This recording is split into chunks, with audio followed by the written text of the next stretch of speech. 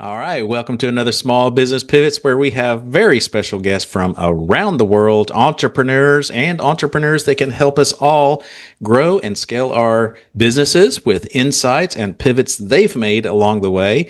And today, if you've never listened to the show, I always like to ask our business owners to introduce themselves and their name and just a little bit about them so we get to know you a little bit better. So I will turn it over to you to do that. Thank you so much, Michael. I'm happy to be here. My name is Ronica Cleary. I'm the founder and CEO of Cleary Strategies. We're a full-service public relations agency. We support our clients to get earned media coverage across television, radio, digital, print, and podcasts. Wow, that's a mouthful. It is. Sometimes I'm like, should I take radio out? People don't care about radio as much, but we still do it, so I keep it in there. Well, those of us of age like myself, not you, but back in the day, that's all we had was radio, TV, telephone books, billboards, right? We didn't have all this fun digital stuff. So what was your childhood like growing up? Just because I know a lot of our listeners go, I can relate to that person because it's usually a story. I love that. Well, I did once deliver phone books with my dad, like in the neighborhood. So I may be a little younger, but I still get it. Okay. But yeah, so that's so funny. So what a thoughtful question. So I grew up kind of thinking I would always want to work in communications or television or something like that. But the industry is really intimidating. The industry often requires you to move. The industry often requires you to work in really small media markets. And I'm kind of like a homebody, and that really freaked me out. So I ended up not actually studying television or journalism at first. I have an undergraduate degree in systems engineering, which I actually take full circle and feel like I use every day, but I sort of went the safe route. And because I just thought, well, I know I'll get a job doing that. But I think that life has a funny way of steering you towards your destiny, no matter what you do to get in the way of it. So I did end up getting a master's degree in communications where I did study television. Again, I said, I'm not ready for this. I don't want to do it. I steered away from it again. I worked in higher education. I did major gifts fundraising. And then lo and behold, I met somebody who invited me to be a part of this TV program that we launched. And my career in television was kind of destined. I really feel that way when I look back on all the times I tried to avoid it. And the fact that it still ended up happening. So that's not exactly like the story of my childhood, but I do think it sort of speaks to the fact that I trust signs and things that come my way. And when an opportunity makes sense, I do try to take it. And so I've been really lucky to have those opportunities. And then I did work in television journalism for quite a few years. I had a storybook career in TV and TV news. I worked most recently as a White House correspondent. But in the back of my mind, I did always have entrepreneurial dreams and goals. And so when I had my second child, I left television and I started the business that I have today, which is a public relations agency. So I answered with a lot, and I'll pause for a minute before I just start talking for the whole 45 minutes. No, they're here to hear you, not me. So thank you. Well, it's kind of interesting how the full circle works because I went to college and was under the graphic design department. Okay.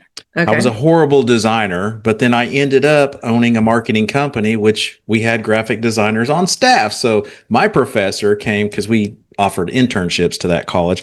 And he came to me, he said, aren't you glad you took graphic design, even though you weren't any good at it? Because you wouldn't know what to look for owning a company that has graphic designers. And I was like, oh my gosh, how everything just kind of comes full circle. That's amazing. We're all on a path together. So yes, let's explain public relations first, because I think there's a lot of misunderstandings about it. And before I kind of give my 2 cents, I just want you to share your thoughts and your insights from your angle. Oh, I love that. And I will take it full circle. I'll tell you how we use engineering, but that'll come a little later. So, public relations, what we do with our clients in public relations, we help them navigate their relationship with the public through media. Okay, so it's like let's just take it apart. Public relations. So what is your relationship with the public? And then for us, it's through earned media placements. Okay, so we are navigating our clients' relationships, whether they're business owners, whether they're thought leaders, whether they're authors, whatever it might be, and how they are perceived by the general public through media placements. And like I said in the beginning, which are television, radio, digital, print, and podcast. The distinction is in that little word earned, right? And that's kind of a throwaway word that people sort of hear. It feels a little jargony, but it's not. The idea is we don't pay for anything. Okay. So we pay for no advertising. We pay for no like boosted social posts, no LinkedIn ads, none of that. Everything we do, our clients are earning for what makes them newsworthy or interesting. So what are they paying us for? Well, we're helping them figure out what makes them newsworthy and interesting enough to earn coverage. And then we know how to put them in front of the decision makers who are inside newsrooms to even know that they exist. Because it's very rare that it's like that lightning in a bottle moment when you have the perfect business that has that perfect event that gets only positive press ongoing for the next 10 years. It doesn't really happen. You'd be hard pressed to find many examples of it. Usually, even at major corporations, it is sort of spearheaded and directed in some way by people who really understand the media. And so the reason why people want the earned media versus the paid media is you could make an argument that when the public sees a news placement or news coverage, which is earned, they know you don't pay to be on the news versus like paying for the commercial segment in between the news segments.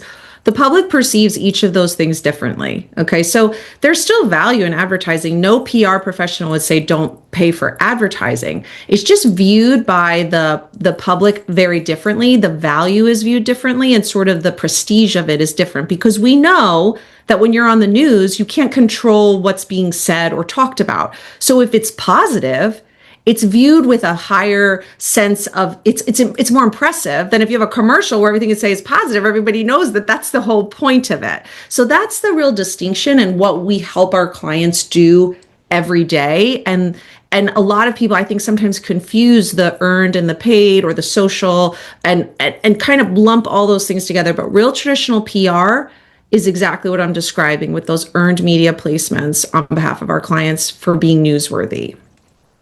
Can you explain the benefit that a business owner would get from hiring a company like yours? In other words, I know you're talking about earned versus paid, but what is the value that they would see? Because it's not sales, it's Right, kind of a promotion. So how could they see the value? Because a lot of our business owners are small business, and Sure. I would guess maybe half of them have never even heard public relations because all we hear is digital and content and social media and SEO and this, that, and another. Right. And public relations is kind of on the side. Well, it shouldn't be on the side. I know, I agree. That's fair. And that's so fair because it's very hard to draw a straight line between like a public relations placement and like 1,000 sales or, whatever, if you sell small units, whatever, you know what I'm saying? The idea is that we build trust and credibility for our clients because you can't pay for trust and you can't pay for credibility. There is something very different about the perception of an earned media placement than there is for a paid ad. So if your goal is to be an established, trustworthy brand, leader, expert, author, doctor, lawyer, financial services provider, whatever it may be, and you want to have an ongoing relationship in your community, whether it's in your local market in Oklahoma City or national, it's going to be much harder to establish that trust and credibility if all you're doing is paying for ads, because every consumer knows the difference.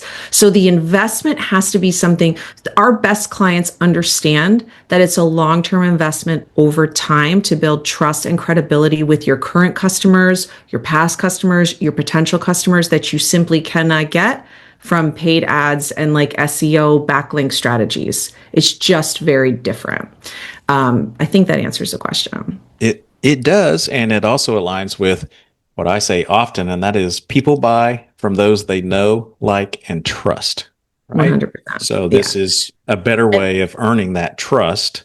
Right. Versus a paid. So speaking of paid, I know a lot of business owners I talk to, because we do business coaching, they mention, hey, is this art or is this email legit? And it says something to the effect of, you've been selected to be one of the top 100 blah, blah, blah in your region. We'd like to publish and promote and this. Is that public relations? Is that the difference? Yeah, can you And then does it explain how say for that the low works? price of Three, yeah, at $3,999 least or something? 3,000. Yeah. At least. Yeah, it's not really. I mean, those are paid placements. The problem is that sometimes, those outlets might, I mean, the problem for us, right? They sometimes do a nice job of making it look like it's an earned media placement, but usually there is some sort of, ethically there should be some sort of indicator or mark on the piece that it's a paid placement, right? So it's just another way to get an advertisement. Our clients will sometimes get them from TV production companies, and the price tag will be like 75 grand. I mean, they're no joke. So it's all about, I guess, do you want a solution that's quick and dirty, or do you want something that has like longevity and legs to it? And so the quick and dirty answer would be, okay, pay for your feature. But if you have one feature that you paid for and nothing else ever again, does that really add to the like, know, and trust?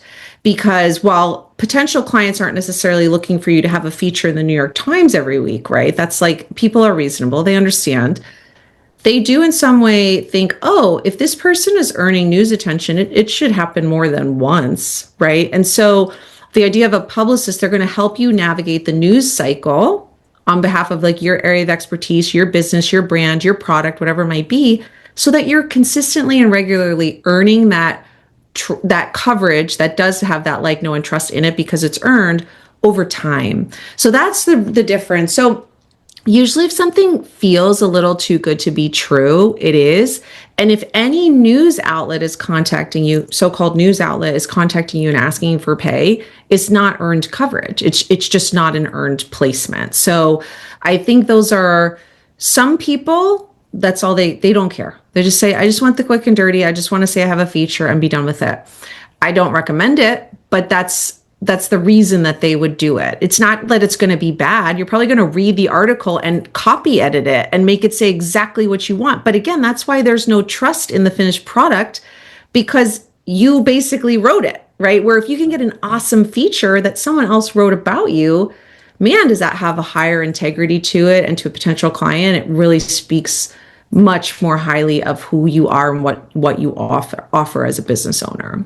Absolutely. So I know in the podcast world, we're getting a lot more solicitations about, well, we've got this podcast. We've been looking for the best coaches in the region, and we'd like to have you on there 30 minutes, blah, blah, blah. And so it's kind of everywhere. And they ask you to pay for it, right? Yes.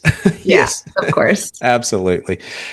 So can you walk us down kind of a journey, maybe take a client you've had and change their name, obviously, but kind of like what that would look like for a small business owner so they can get a sense of, oh, okay, so you research, then you do this, then you can, and so it's like a campaign. So kind of they can grasp the bigger picture.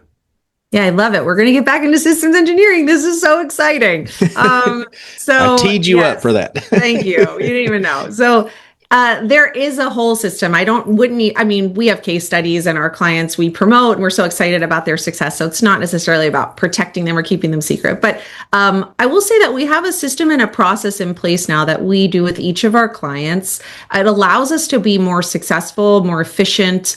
I'm sure your listeners also appreciate, like, from a small business owner to a small business owner, like running a business that's not consuming your whole life, right? So that's also part of the reason that we do it selfishly, because we can make our clients successful in this really beautiful way that's a little bit formulaic, but it works. So we do a period of discovery with all of our clients, and that's up to 30 days, but many times it doesn't need to be. What we do during that time is what we want to do is we want to sit down with our clients and we want to uncover and articulate pillars or themes that they can speak about and be pitched on. Okay, so if I take you, Michael, and I say, okay, you're an expert in small business, and that's all we think about, well, that's really limiting. Okay, but if I sit down with you during this period of discovery and I learned, oh, you once sold a business, so you know about being acquired. We know that you are this expert. Oh, you're a podcaster. Oh, you have familiarity with, like, you have a cool childhood story, right? We would be uncovering 5 or 6 pillars that we could then then we use those as the foundation for our account if we were to work together. And then during that period of discovery, what we're also going to do, we're going to articulate those themes. We're going to build potential questions for each of those themes that you can answer. And we're also going to build lists that are specific and designed just to fit in with those themes, so that we're also thinking, who are the reporters? Who are the other podcasters? What's the TV programming that talks about these things? And we're going to build specific and individual lists for each of those themes for our clients. And that's what we do during that period of discovery, so that we are all aligned. Because what we used to happen is we would just kind of like take a client, because we say, okay, we can pitch this person. They're interesting. They're newsworthy. And we just dive in. And then we'd say, oh, well, maybe that's not working. 3-4 weeks later, oh, let's try this. Let's try it. It was very chaotic.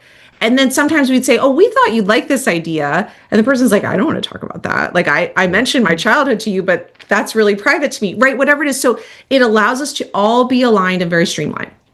Here's the second part of it. So that's like outbound pitching, right? Every day we're building this plan and this strategy. Well, also from those themes and that period of discovery, we also understand what you're an expert on. Okay, so what we're also doing is we're watching and reading the news every single day on behalf of our clients and thinking, oh, there's this really cool headline in the news. Michael could comment on this. And then that's when we're ready, because we've done that period of discovery, to sort of respond very quickly, right? And we say, oh, we want to pitch you today. Are you in the office? Because we think you could be on the 5 o'clock news talking about this big news event, whatever it might be. Now, that might not be a fit for your expertise, but imagine for doctors, for lawyers, think about what's going on at the airlines right now. The people that have expertise and experiences in those things, we respond to the headlines on their behalf, so that we can also make them like really timely commentators on what's going on in the news. And that combination of looking at what you bring to the table and then also combining it with what's happening in the news cycle, it allows us to keep our clients very busy and have a really cool variety and sort of interesting, like different types of placements and earned media wins, so that they can look back on the engagement and say, wow, what a cool dynamic campaign, versus I came in and pitched one thing because you're a business expert, right? So that's how we keep our clients going. And that's the strategy that we approach every client engagement with. Without mentioning cost or the amount or anything like that, is it an ongoing fee? Is it per project? Is it a monthly retainer? How does that work?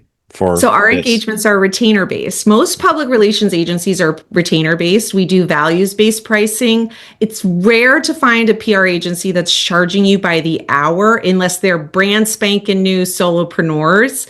Because what happens is you really get penalized for any sort of relationships or any sort of contacts or sort of things you've established over time, because you say, well, that took me, I knew you would be a great fit for this. And that was a 15-minute call, but that relationship took the last 5 years to get there. So you'll find, I think, in most agencies sort of that are established and been around for a while, it's going to be a values-based pricing. And sort of the premium they put on that would be based on the size, or if they're a New York City, office building, they're going to cost a lot more than a virtual agency. So yeah, I think that's what you're going to find most of the time.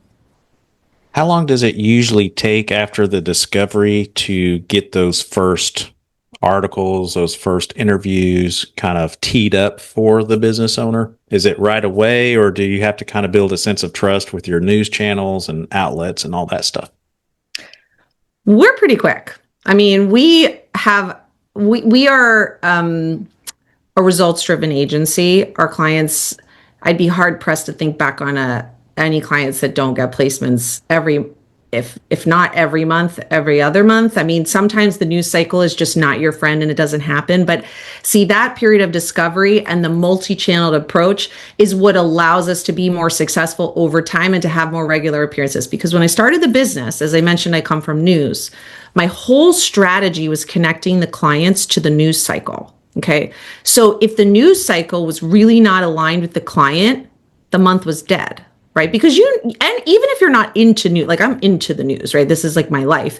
If you're not into the news, when something is just taken over the conversation, right? And if you don't sort of add to that in any way, I mean, think about the COVID years, right? If you didn't have some way to talk about, now the COVID years were so long that like we got everybody talking about, like, I mean, it was like we could do anybody.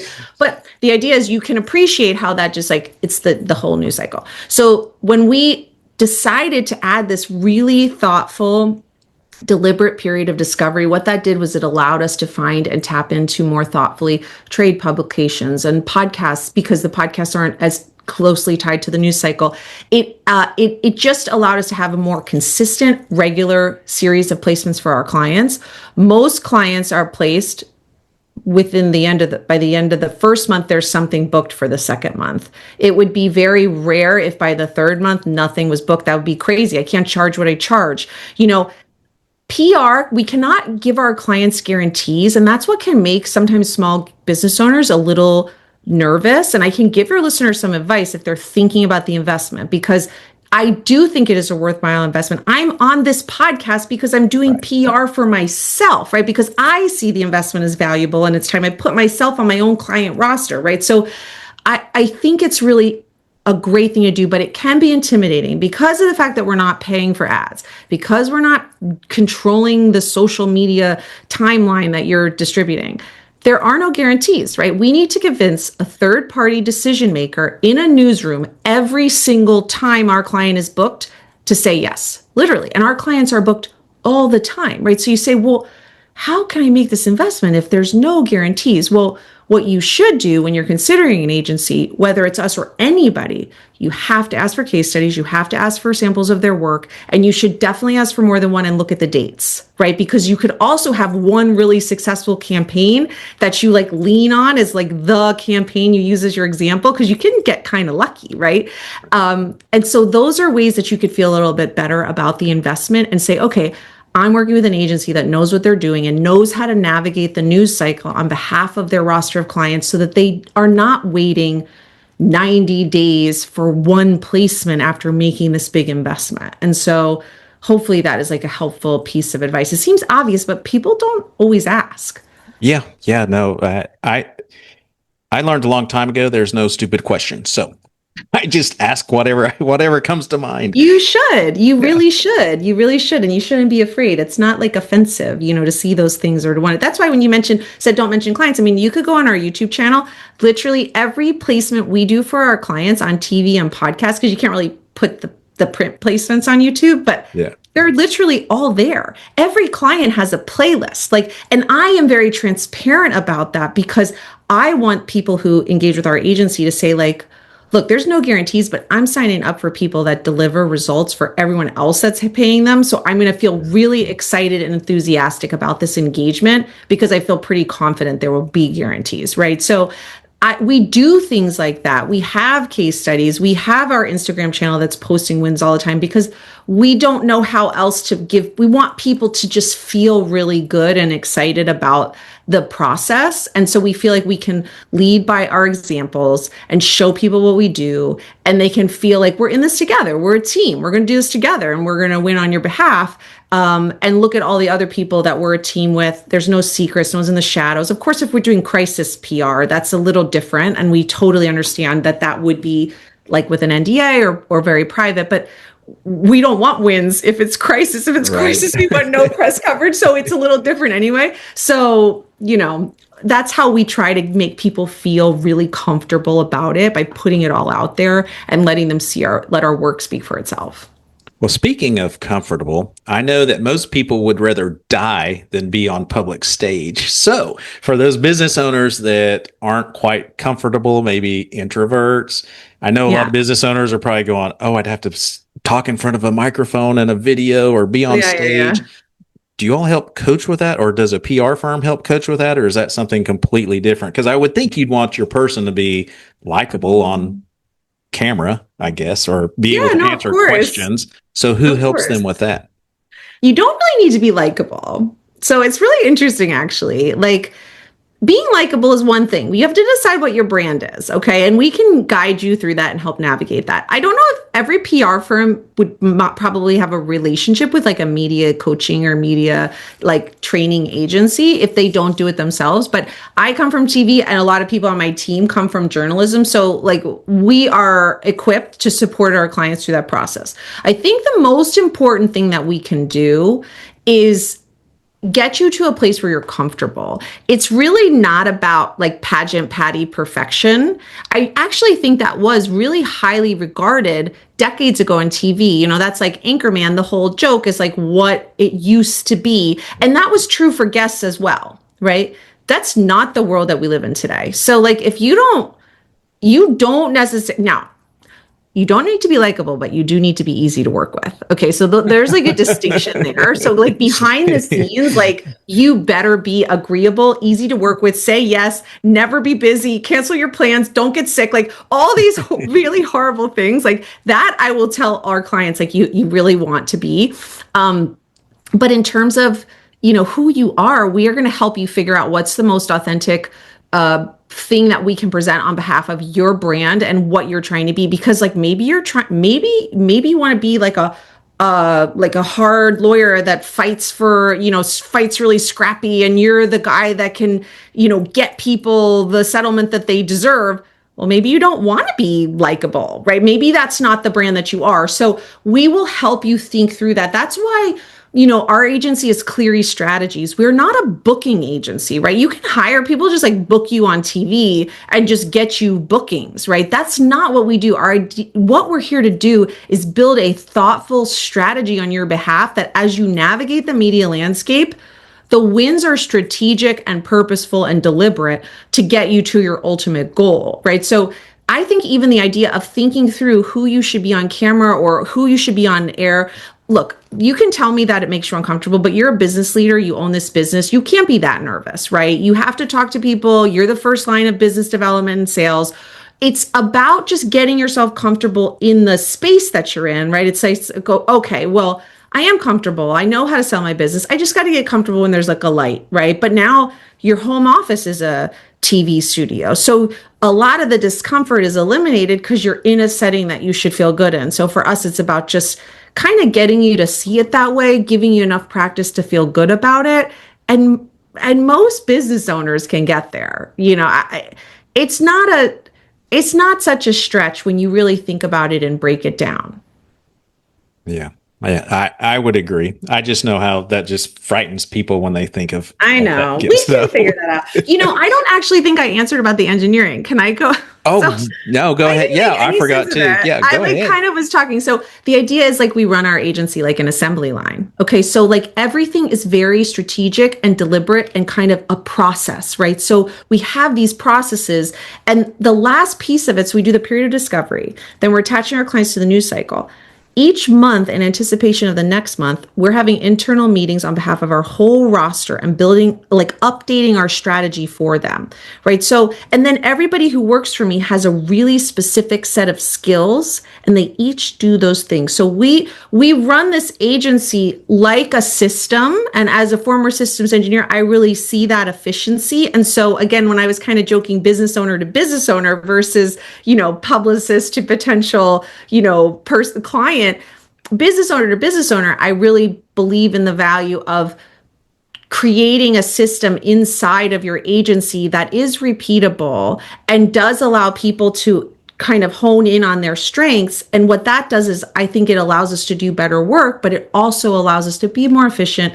We're not like publicists in the movies that are like running around like crazy, like taking calls in the middle of the night, like going nuts. Like our clients have businesses and lives too. So if we can present them with potential placements in a way that really feels thoughtful and balanced and steady, our lives are better, their lives are better, the wins are better, right? Everything is better. So I wanted to make sure I close that loop because I said I probably didn't make any sense because I didn't really say how that all came together.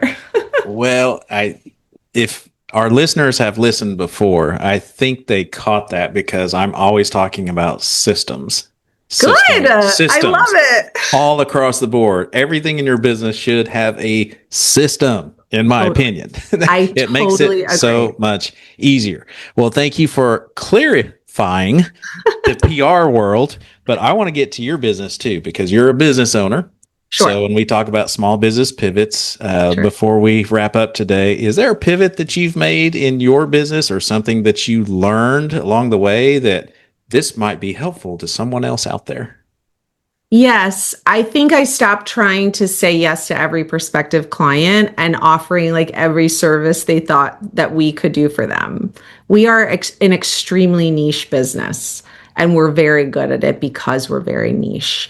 There's a lot of PR firms that say, oh, sure, we could do your social, or like we could do that, or we could do your LinkedIn ads, or we can subcontract an SEO person. I mean, not that we've never subcontracted, but the idea is if you want great earned media placements, I can think of a handful of agencies that I can count on one hand that do exactly what we do as well as we do. And we're like the best in the biz. And I'm not threatened by them. We're not like, we just know we exist. And it's so cool that we've sort of outline this little space that we can do this so well and do it efficiently with our systems, because guess what blows up systems? Saying yes to every other request that you get. Like I had someone today say, well, can you add like a paid digital strategy to the account? And I'm like, no, I can't.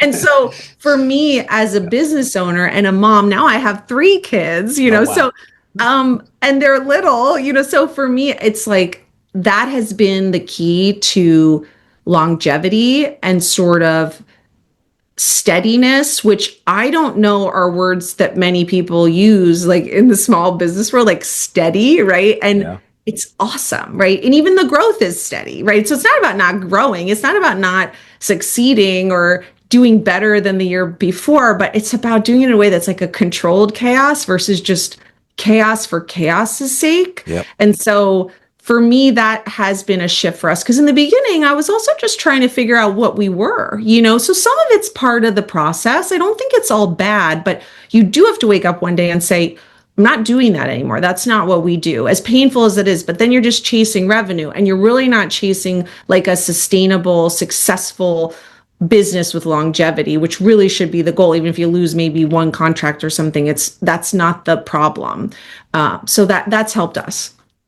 I love that, because most businesses that come to us that are challenged and they're operating in chaos, the 2 things they're missing is one, communication.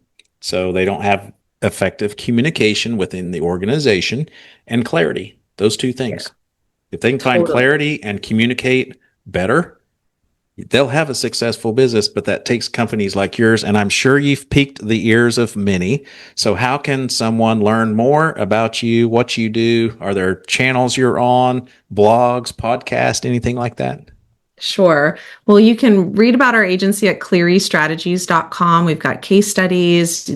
All of our social channels are on there as well. And I'm Ronica Cleary, like Monica, but Ronica with an R. And I'm on LinkedIn. I would love to connect and, chat there. I like to be a resource to just answer questions. There's no hard sales for me. That's not my goal, because I don't want anyone to hire us that doesn't feel super enthusiastic about it. So if you just have some questions or want to run an idea by me or just not sure, I will take that call and just be a resource to you.